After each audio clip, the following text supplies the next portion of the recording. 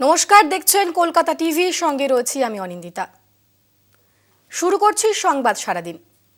ভক্তরা চারধাম যাত্রা শুরু করেন উত্তরাখণ্ডের নরসিংহ মন্দির ঘিরে।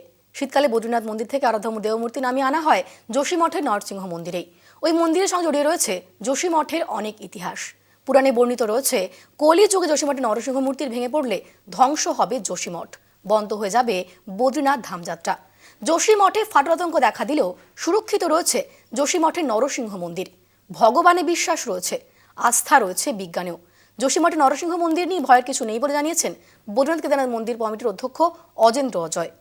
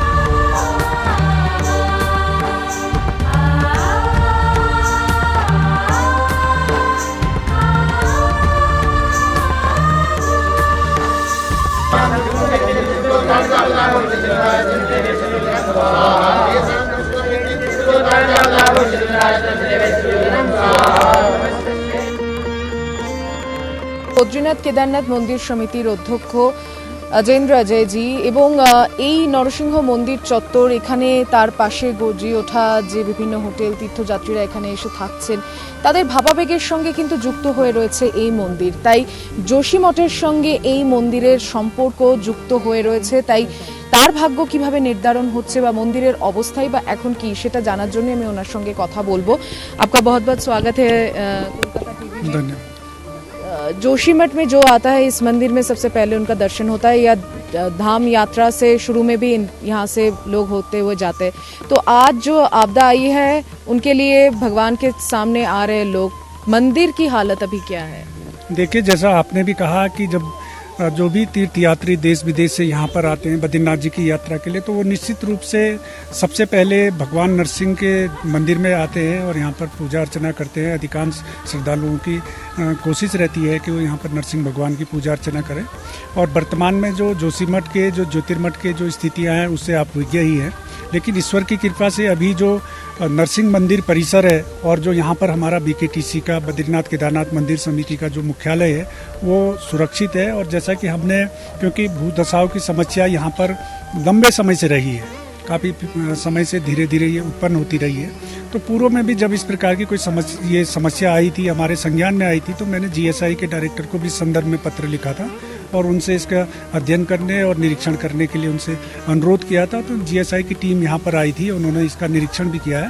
तो उनकी जो प्रारंभिक रिपोर्ट थी उसमें, और जो अभी भी वर्तमान में भी हमें जो विभिन्न एजेंसियों के माध्यम से जो सूचनाएं प्राप्त हुई हैं, वो जो मंदिर परिसर है और जो हमारा मुख्यालय का परिसर है, वो सुरक्षित है वर्तमान स्थितियों में। तो इसलिए वर्तमान में मैं स्पष्ट आपके माध्यम से भी अवगत कराना चाहता हूं कि जो नरसिंह मंदिर परिसर है वो पूरी तरीके से सुरक्षित है और अभी इस प्रकार से कोई किसी भी प्रकार के कोई खतरे की यहाँ पर अभी कोई आशंका नहीं है। अप्रैल के बाद से धाम का यात्रा का सफर शुरू हो जाएगा और ऐसा कहा जाता है, तो है ही, बद्रीनाथ मंदिर स्थापना यहाँ पे भी 6 महीने उनको यहाँ पे रखा जाता है। तो ये कहीं ऐसा तो नहीं है कि यात्रा को स्थगित करने के लिए या फिर ऐसे कुछ फैलाया जा रहा है, क्या ये सच है? देखिए, पहले तो मैं स्पष्ट करना चाहूँगा आपके माध्यम से कि जो उन्हीं भवनों को तोड़ने की बात की जा रही है, उन्हीं भवनों को तोड़ा जा रहा है जो कि जिनसे कि किसी प्रकार का खतरा है, और जो अभी जिनसे ज़्यादा खतरा नहीं है उनके साथ में अभी कोई किसी प्रकार की छेड़छाड़ नहीं की जा रही है। और आप जानते ही हैं कि यहाँ पर केंद्र और प्रदेश सरकार की लगभग 1 दर्जन जो शीर्षस्थ वैज्ञानिक संस्थाएं हैं, उनके साइंटिस्ट हैं, उनके एक्सपर्ट्स हैं, वो यहाँ पर हैं, निरंतर रात दिन वो यहाँ पर काम कर रहे हैं। विभिन्न प्रकार की जो भी जानकारियाँ हैं, जो भी अध्ययन है, वो कर रहे हैं।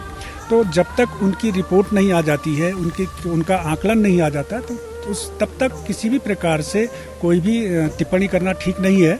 चार धाम यात्रा उत्तराखंड की आर्थिकी की रीढ़ भी है, तो अगर यात्रा प्रभावित होती है तो निश्चित रूप से प्रदेश की आर्थिकी पर भी प्रभाव पड़ता है। तो इसलिए मेरा ये विनम्र अनुरोध भी है कि जो भी अगर समाचार और इस प्रकार के खबरें प्रसारित हो रही हैं तो अधिकृत माध्यमों से, जो अधिकृत व्यक्ति हैं, अधिकृत संस्थाएं हैं, उन्हीं के हवाले से खबरें प्रसारित होनी चाहिए। जोशीमठ से मंदिर है, मंदिर से जोशीमठ है, तो जोशीमठ के लिए अभी विज्ञान जरूरी है या आस्था जरूरी है? देखिए, हम मानते हैं कि विज्ञान और आस्था दोनों का ही अपना महत्वपूर्ण स्थान है। विज्ञान भी है और आस्था भी है, और जो हिंदू हमारे जो पूजा पद्धति है, हिंदू जो हमारी संस्कृति है, उसमें केवल अंधविश्वास नहीं है, उसमें आध्यात्म भी है और उसमें विज्ञान भी है। आप जो भी हमारे शास्त्र हैं उनमें पूरी तरीके से वो विज्ञान पर आधारित है। इसलिए विज्ञान तो हम पहले से ही मानते रहे हैं, और अध्यात्म और विज्ञान का बिल्कुल वो संतुलित है, और हम दोनों ही बातों को मानते हैं। ইতিহাসে রয়েছে এই নরসিংহ মন্দিরের কথা, যেখানে আদি শঙ্করাচার্য মহারাজ এসে 5 বছর ছিলেন।